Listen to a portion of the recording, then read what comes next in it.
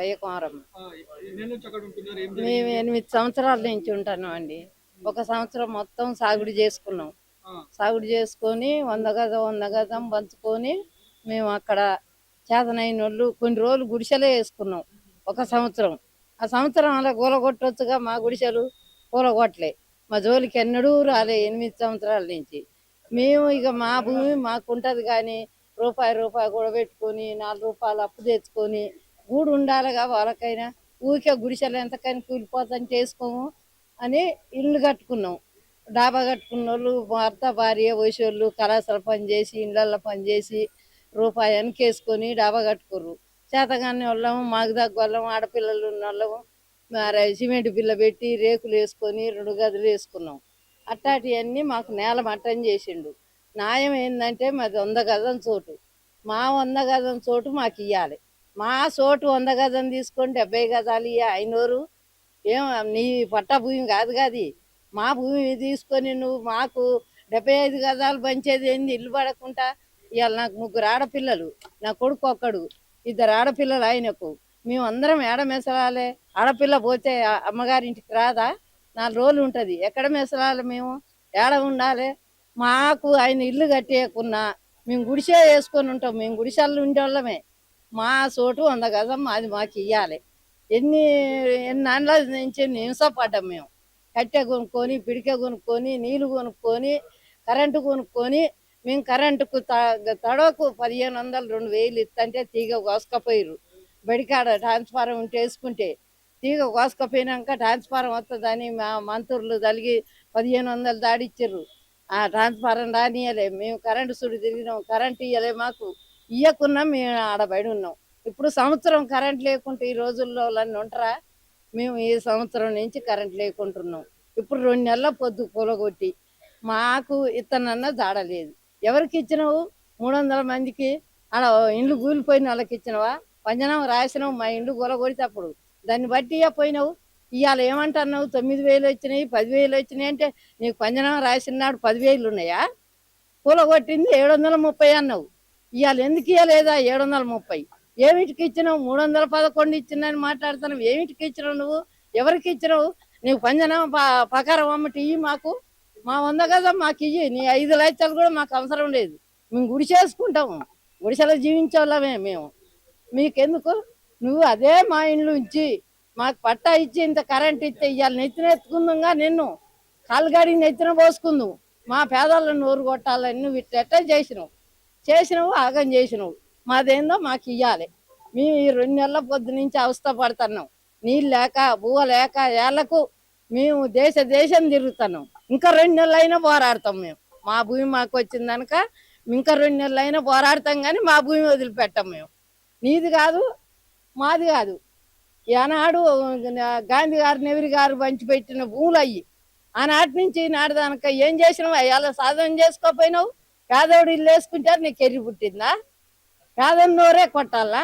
100 గజం మాది. ఆయన బాత్రూమ్ అన్నం లేదు. మానవరే కొట్టవలసి వచ్చిందా? లేకనేగా మేము వేసుకుంది. ఏనా గింతంత 40 గజాల చోటు కలవకట్టకు వేసుకుంటే నా కొడుకుంటే నీకు ఇల్లు ఉందని రాసిండు. 40 గజాలు ఇల్లేనా అది? ఎడమేసులుతాం అందులో. నా కొడుకు నలుగురు, మేమిద్దరం 6గురం ఎట్టమేసరాలే. నేను ముసలేను 3 గాలు. నా పెరిటి వికలాంగులు వేసుకొని 8 సంవత్సరాల నుంచి ఉన్నా. కరెంటు లేకున్నా మా ముసలే చీకట్ట పోయి తిరగబడతాడని పియ్యి ఎత్తిపోసుకున్నా. అక్కడ ఉన్న వాళ్ళు అడుగురి. నేను అట్లా ఎత్తిపోసుకుంటా అలా హింసపడ్డా. ఏమిటి పడ్డా? నా 100 గజం నాకు ఇల్లు ఉండాలనేగా. సచ్చిన్నాడు ఏడేస్తారా అనేగా. నువ్వు ఎందుకు కూడగొట్టవలసి వచ్చింది మా ఇల్లు? మామూలు ఎందుకు ఇట్ట పచ్చులు చేయవలసి వచ్చింది? మా 100 గజం మాకు కావాలి. అదే మేము కోరేది. ఆయన ఎక్కువ కోరతలేము. మీది ఏందో మాకు ఇయ్య అంటలేము. నా పేరు నల్లబెల్లి కవిత అండి. మీరు ఎప్పటి నుంచి ఉంటున్నారు? ఎన్ని భూ గజాలు జాగా? భూదాన కాలనీలో మేము 8 సంవత్సరాల నుంచి ఉంటున్నాం సార్. మాకు ప్లాట్లు ఇచ్చి 8 సంవత్సరాలు అయింది. 1 సంవత్సరం వరకు మేము మామూలుగా తాత్కాలిక షెడ్లో ఉన్నాం. సంవత్సరం తర్వాత 4 గదులు పెట్టి ఇల్లు కట్టుకున్నాం సార్. మేము 15 లక్షలు పెట్టి కట్టుకున్నాం. కొన్ని అక్కడ కమిటీ వాళ్ళు పెట్టిన బాధలు పడ్డాం. కొన్ని పనులు మేము కూడా చేసినాం స్టార్టింగ్లో. వాళ్ళని ఎదిరించటం ఎప్పుడైతే మొదలు పెట్టినామో మమ్మల్ని పక్కకు చేశారు. పక్కకు చేసిన క్రమంలో మేము ఎవరి పనులు వాళ్ళు చేసుకుంటున్న క్రమంలో అక్కడ ఉంటేనే మీకు ఇల్లు ఉంటుంది, లేకపోతే మీ ఇల్లు వేరే వాళ్ళకి ఇస్తాము అని చెప్పేసి వాళ్ళు ఏం చేశారంటే, ఫస్ట్ ఆఫ్ ఆల్ అసలు మేము అక్కడ ఉన్నదల్లా 909 మంది. మేము ఆ 909 మందికి మాకు ప్రొసీడింగ్స్ ఉన్నాయి, ఫస్ట్ బోర్డు పట్టాలు ఉన్నాయి అన్న ధైర్యంతో అంత ఇల్లులు కట్టుకున్నాం మేము.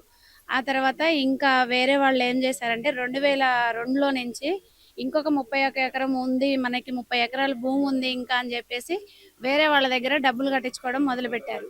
10,000 దగ్గర నుంచి 2 లక్షల చిల్లర కట్టించుకోవడం మొదలుపెట్టారు. ఆ 2 లక్షలు డబ్బులు కట్టిన వాళ్ళు ఏమన్నారంటే, మేము వచ్చేసి ఇక్కడ ఉంటాము, మేము డబ్బులు కట్టినాం కదా అని చెప్పేసి వాళ్ళు ఎక్కువ డబ్బులు కట్టినప్పుడు అక్కడ ఉన్న కమిటీని ఒత్తిడి పెడుతున్నారు. ఇందాకంటే సబ్జెక్ట్ రాక మళ్ళీ చెప్తున్నా. ఒత్తిడి పెట్టడం మొదలు పెట్టిన తర్వాత వాళ్ళు ఏం చేశారంటే, అక్కడక్కడ షెడ్లు వేసుకోండి, తాత్కాలిక షెడ్లు వేసుకోండి అని చెప్పడం జరిగింది. కొందరు ఏంది అంటే కొంచెం పేదరికంతో ఉన్న వాళ్ళు ఇల్లు కట్టుకోలేక ఉంటే ఖాళీ ప్లాట్ ఉంటే ఆ ఒక ప్లాట్ లో 2-3తో షెడ్లు వేయించారు. ఆ షెడ్లు వేయించుకున్న వాళ్ళను ఒత్తిడి పెడుతున్నారు వాళ్ళు ఇంకా కూడా. ఇట్లా నాలాగా ఇల్లు కట్టుకొని ఉన్న ఇల్లుకి మీరు తాళాలు వేసుకొని పోతే మీ ఇల్లులు ఎవరు కాపాడతారు అని చెప్పేసి బెదిరిస్తే, నేను బెదరలే వాళ్ళకి. నాలాంటి వాళ్ళు చాలా మంది భయపడి వీళ్ళు ఇక చికా చేస్తారు ఎందుకు అని చెప్పేసి వాళ్ళకి అమ్మేసుకున్నారు. అట్లా అలాంటి అక్రమాలు జరగడం వల్ల మాకు ఈరోజు ఈ పరిస్థితి వచ్చింది. ఆ అమ్మడం కొనడం అనేది లేదు భూదాన భూములలో ఎక్కడైనా కూడా. మాకు ఇచ్చిన పట్టాలో కూడా అంతే ఉంది, అమ్మడం కొనడం లేదు అని. వీళ్ళు చెప్పడం కూడా అంతే చెప్పారు, అమ్ముకోవడం కొనుక్కోవడం లేదు అని. వీళ్ళు మాత్రం అమ్ముకోవచ్చు, అక్కడ కమిటీ చేసే వాళ్ళు కూడా వాళ్ళు అమ్ముకోవచ్చు. ఇప్పుడు నేనున్నా నా ఇల్లు అమ్ముతా అని చెప్తే నాకు చెప్పేది ఒక రేటు, కొన్నామదే ఇచ్చే డబ్బులు ఒకటి, నాకు ఇచ్చేది అందులో సగమే, మిగతా సగం వాళ్ళు తీసుకుంటాం. ఇట్లా జరిగింది. ఇప్పుడు జరిగిన మన భూత భూములు పూర్తి చేశారు, దానిలో మీ ఇల్లు కూడా ఉందా? ఉంది సార్, మా ఇల్లు కూడా ఉంది. మరి ఇప్పుడు మళ్ళీ వాళ్ళ ప్రభుత్వం వచ్చిన ప్లాట్ లో మీ పేరు ఉందా మళ్ళీ? రాలేదు, ఎందుకు? ఇప్పుడు వాళ్ళు ఇచ్చారు. ఇప్పుడు గవర్నమెంట్ ఏంటంటే సార్, ఇవన్నీ జరుగుతున్నాయి అని చెప్పి కూడా నాలాంటి వాళ్ళు చాలా మంది కేసులు పెట్టారు. స్టార్టింగ్ లోనే ఈ కూలకు ముందే కేసులు పెట్టినప్పుడే వీళ్ళని బెదిరించో ఏదో చేసి వీళ్ళని కొంచెం కంట్రోల్లో పెట్టినట్టయితే మాకు ఈ పరిస్థితి వచ్చేది కాదు. ఇది మొత్తం అయిపోయిన తర్వాత ఇప్పుడు వాళ్ళని అరెస్ట్ చేశారు. వాళ్ళ జేబులు తీరాను, వాళ్ళ జేబులు నిండినాయి. ఇప్పటికీ పేద ప్రజలే ఇబ్బంది పడుతున్నారు. మేము కష్టం చేసుకొని ఇల్లులు కట్టుకున్నాం, ఆ ఇల్లులు కోల్పోయినాం. తర్వాత ఇప్పుడు డబ్బులు కట్టిన వాళ్ళు ఉంటే వాళ్ళు పేదవాళ్లే. నాకు తెలిసిన ఒక అతను ఉన్నాడు, మా సార్తో పనిచేస్తాడు. ఆయనకి 2 కళ్ళు కనపడవు, అమ్మాలి పని చేస్తాడు. మా ఇంటికి వస్తే నేను టీ ఇస్తుంటే ఆ టీ ఎక్కడ ఉందో కూడా తెలియని స్థితిలో ఆయన చూపు ఉంది. ఆ స్థితిలో కూడా కష్టపడి తెచ్చుకున్న డబ్బులు 3 లక్షలు పెట్టి కొనుక్కున్నాడు ఆయన వేరే వాళ్ళ ఇల్లు. ఇలా ఆయనకు ఫ్లాట్ రాలేదు. వీళ్ళు ఈ గవర్నమెంట్ ఏం చేశారు, మేము కూలగొట్టినాం ఇస్తున్నాం అన్నారు. పంచనామా చేశారు. ఆ రోజు పంచనామా చేసిన లిస్ట్ లో 735 ఇల్లులు వచ్చినాయని చెప్పారు. ఆ 735 మందికి ఆయన ఒకేసారి విడుదల చేయొచ్చుగా, చేయలేదు. ఓ 300 మందికి చేసినాము అన్నాడు. 311 మందికి అక్కడ ఇచ్చారు. ఆ 311 మందిలో 135 మందికి అనర్హులే వచ్చారు. అనర్హులు అంటే ఇప్పుడు నేనున్నా, నాకు ఏదన్నా తెలిసిన వాళ్ళు ఉంటే వాళ్ళ ద్వారా వాళ్ళకి ఇచ్చుకున్నారు ఆ 135 మంది. ఒక 80 మంది మాత్రం లక్షలు కట్టిన వాళ్ళకి ఇచ్చారు. తాత్కాలిక షెడ్లలో 2-3 లక్షలు కట్టిన వాళ్ళకి ఇచ్చారు. ఇప్పుడు ఏది ఇచ్చారో అంతా కూడా అన్యాయంగా జరిగిందంట. ఇచ్చిన వాటిల్లో కూడా సార్ మాకు సంబంధించి వచ్చినాయి ఒక 90 ప్లాట్లే. మిగతాయి మొత్తం అక్కడ సంబంధం లేని వాళ్ళకే ఇచ్చారు. అంటే అవకతవకలు జరుగుతున్నాయి. అవకతవకలు జరుగుతున్నాయి, చాలా జరిగాయి. అంటే ఎవరు చేస్తారు ఇదంతా? ఇదంతా ఎవరు చేస్తారంటే ప్రభుత్వం ఆధ్వర్యంలో జరుగుతుంది కదా. ఎవరి ఆధ్వర్యంలో జరిగితే వాళ్ళు చేసినట్టుంటది. ఎవరి ఆధ్వర్యంలో ఇప్పుడు ప్లాట్లు ఇవ్వడం జరిగింది వాళ్ళే కదా. అట్లా సో మీరు మొత్తానికి ప్రభుత్వాన్ని ఏమడుగుతున్నారు? మేమేం అడుగుతున్నామంటే సార్, మాకు ఇప్పుడు ఇంకా ఒక 400 మంది మేము ఉన్నాం. మా 400 మందికి కూడా మాకు ప్లాట్లు కావాలి. అతను ఇచ్చే 75 గజాలు మాకు వద్దు, 100 గజాలు కావాలి. ఆ 5 లక్షలల్లో ఇల్లులు కావు.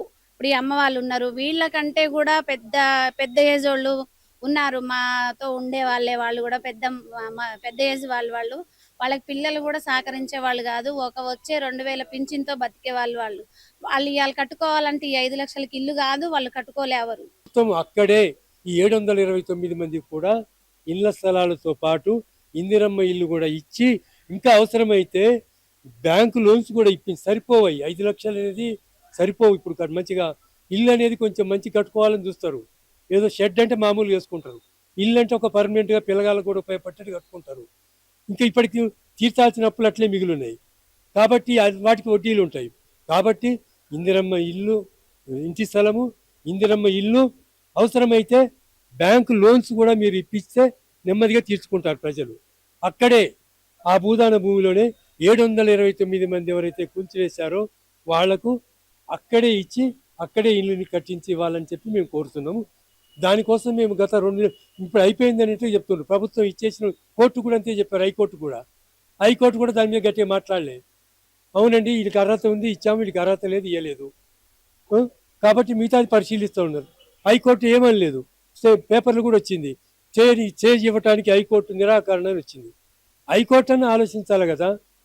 కాదప్పుడు ప్రభుత్వం అంటున్నారు ఇలాంటి అవకతవకలు జరగకుండా నిష్పక్షంగా ఎవరికైతే అర్హత ఉందో వాళ్ళకి ఇస్తున్నాం అంటున్నారు కదా ప్రభుత్వం. లేదు, మేము మమ్మల్ని మీడియా ముందు చెప్పమనండి, వాళ్ళు వచ్చి ప్రభుత్వ అధికారులు వచ్చి మీడియా ముందు మమ్మల్ని రమ్మనండి. నేను పేపర్ విలేకరుల సమావేశం ఖమ్మంలో ఆ 135 నెంబర్లు కూడా ఇచ్చిన. మన తెలంగాణలో ఎవరో పేపర్ ప్రింట్ కూడా చేశారు నా పేరు పెట్టి, మన తెలంగాణ ఒక పేపర్ కూడా వచ్చింది. నేను పేపర్కి పబ్లిష్ చేశాను ఈ 135 మంది అనర్హులని. అంటే ఏదైతే ప్రభుత్వం చెప్తుంది మొత్తం తప్పంటారా ఎట్లా మీరు? అంతే కదా, 135 అనర్హులు అది తప్పు. ఇంకొకటి మిగతా వాళ్ళంతా అనర్హులు అంటే కూడా తప్పు. ఇప్పుడు నువ్వు ఇల్లు కూడా కొట్టిన వాళ్ళు కష్టపడి కట్టుకుంటే వాడికి 1 ఎకరం 2 ఎకరాల భూమి ఉంటుంది, ఊళ్ళో ఇంత చిన్న ఇల్లు ఉంటుంది, అది వాళ్ళ తల్లిదండ్రులు ఉంటారు. ఇక్కడ బస్తానికి వచ్చిన వాడికి 7 ఇల్లు కావద్దా? కాబట్టి అర్హతని 2 రకాలుగా నిర్ణయించాలి. నువ్వు కొత్తగా ఊర్లలో గినక ఇయ్యదలుచుకుంటే నిరుపేదలకే ఇయ్యి, అందరికీ ఇవ్వలేకపోతే. కానీ ఇక్కడ మాత్రం పేదలందరికీ ఇవ్వాలి. నిరుపేదలు పేదలంటే తేడా ఏంటంటే, పేదలు అంటే నిరుపేదలంటే ఏమి లేనివాళ్ళు, పేదలంటే కొద్ది గొప్ప ఉన్నది కానీ పేదోడే. అంటే ఇప్పుడు భూదాన్ భూములు సపరేట్ కొంతమందికి సెలెక్టెడ్ వాళ్ళకి అప్పటి నుంచి తీసుకున్నారు అంటున్నారు కదా, ఇప్పుడు ఆ భూమిలో వేరే వాళ్ళకి ఎందుకు ఇవ్వాలని చెప్పేసి కొంతమంది అంటున్నారు కదా, ప్రభుత్వం అంటుంది కదా. వేరే వాళ్ళకి ఇవ్వద్దు, ఎవరికైతే కూలగొట్టారో వాళ్ళకే ఇవ్వాలి. ఆ 729 కూలగొట్టినామని ప్రభుత్వమే చెప్తుంది కదా, వాళ్ళకే ఇవ్వమంటున్నావు. ఇప్పుడు 7,000 మంది దగ్గర వసూలు చేశారుగా, వాళ్ళకి ఇవ్వమంటలే మేము. అది మఫియా, అది అయ్యేది కాదు పోయేది కాదు. వాటిని ఏమంటున్నాం అంటే పోలీసు వాళ్ళకు ప్రభుత్వానికి ఆ డబ్బులు వసూలు చేసి మీరు ప్రజలకు పంచండి, ఎవరి డబ్బులు వాళ్ళకి ఇచ్చేసి. ఇల్లు ఏమని అడుగుతలేదు మేము. ఇల్లు మాత్రం 729 కూలగొట్టిన వాళ్ళందరికీ మాత్రం అక్కడ స్థలము ఇల్లు ఖచ్చితంగా ఇవ్వాలని కోరుతున్నాం. ప్రభుత్వం చెప్తుంది మేము ఆల్రెడీ ఇస్తున్నామంటాం. ఆ 311 ఇచ్చారు, 311లో 135 పోతే మిగతా ఎంత 175. మరి 729లో 175 ఎక్కడ, ఏ మూలకు? కాబట్టి ఇప్పుడు ఆ లేడీస్ మాట్లాడింది మీకు బాగా అర్థమైంది కదా, వాళ్ళు ఎంత బాధపడుతుంది, ఎట్లా ఏ పరిస్థితిలో ఉన్నారో. కాబట్టి ప్రభుత్వం వాళ్లకు మళ్ళీ ఇవ్వాలి. మళ్ళీ అవసరం అనుకుంటే బ్యాంకు లోన్లు కూడా ఇప్పించాలి. ఏదైనా సెల్ఫ్ హెల్ప్ గ్రూప్స్ పెట్టి కానీ ఎట్లనే కానీ తీసుకుంటారు, క్రమంగా తీసుకుంటారు. మీరు ఇచ్చే 5 లక్షలు కూడా సరిపోవు, పాత బాకీలే ఉన్నాయి. కాబట్టి సెల్ఫ్ హెల్ప్ గ్రూప్స్ పెడతారో ఏం చేస్తారో, ఆ అప్పు మాత్రం వాళ్ళే తీసుకుంటారు.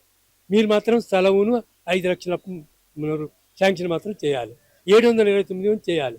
అప్పటిదాకా మేము మా భూమి సాధన కమిటీ తరఫున దేనికైనా తెగించి కొట్లాడుతున్నాం.